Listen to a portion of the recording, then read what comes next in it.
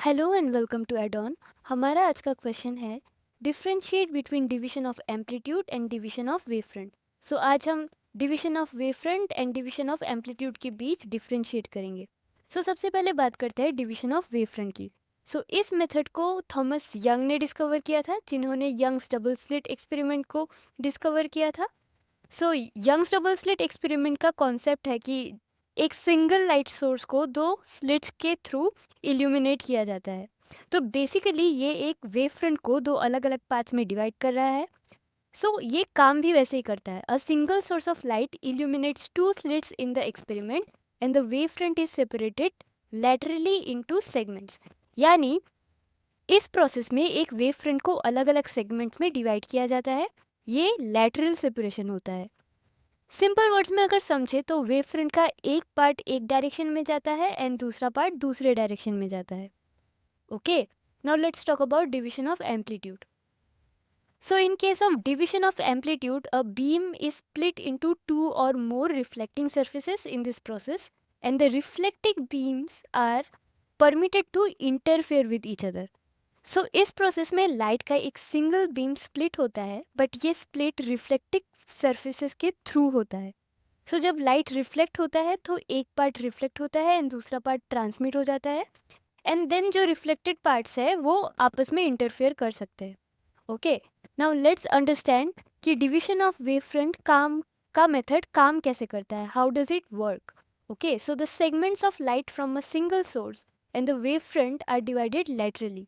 यानी जो segments of light है जो एक सिंगल सोर्स से निकल रहे हैं, उनका वेव फ्रंट लैटरली डिवाइड होता है, and it resembles the interference pattern that results from two point sources in a ripple water tank vibrating in phase.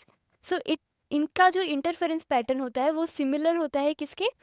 जब एक रिपल वाटर टैंक जिसमें टू पॉइंट सोर्सेस से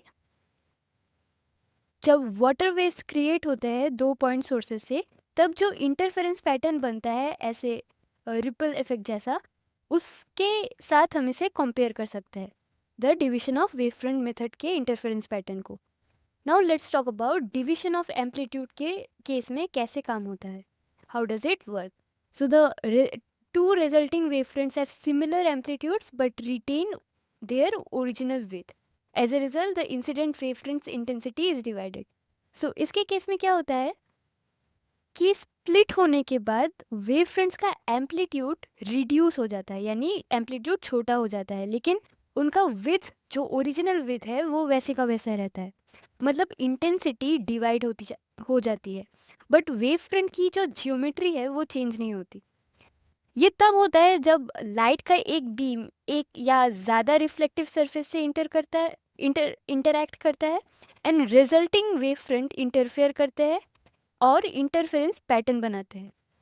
नाउ इंटरेस्टिंग बात यह है कि इस केस में यानी डिवीजन ऑफ एम्पलीट्यूड के केस में मल्टीपल पाथ्स क्रिएट होते हैं, जो कि एक यूनिक पैटर्न हमें देखने को मिलता है इंटरफेरेंस पैटर्न में।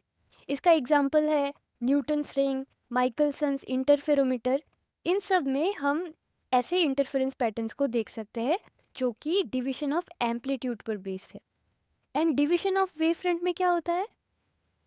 डिवीजन ऑफ वेव फ्रंट के कुछ फेमस एग्जांपल्स है फ्रेनेल्स बाइप्रिज्म, लायोड्स मिरर।